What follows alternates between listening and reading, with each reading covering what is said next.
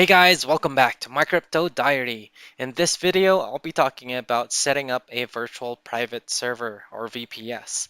So most masternode coins require a VPS for you to set up their masternode. In this case, I'll be talking about a Pirl Masternode.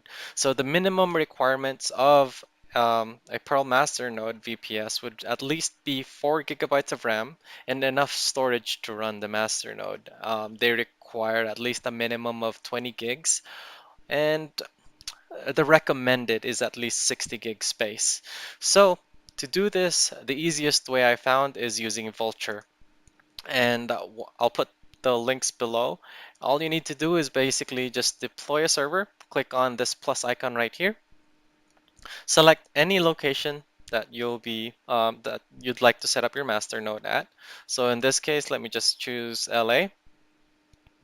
And for Perl's one-click master node setup, they recommend CentOS 7, 64-bit. So that's what I'm going to be doing. That's selected as the default at the moment. And to reach the minimum requirements of a Perl master node, it would be the $20 per month VPS. As you can see, it will be 60 gigabytes and at least 4 gigs of RAM for memory. So the other things could just be left empty or default right there. And the second thing you'd like to do here is name your host or name the server. So I'll be putting content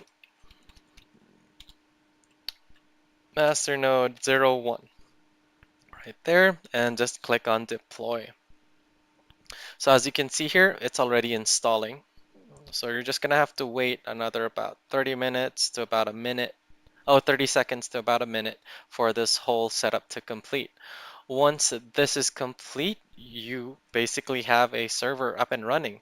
And depending on what masternode you're setting up, you can either follow the instructions they have on their wiki, or if you will be setting up a Perl masternode, I'll have a couple of other videos to follow up exactly on what you need to do.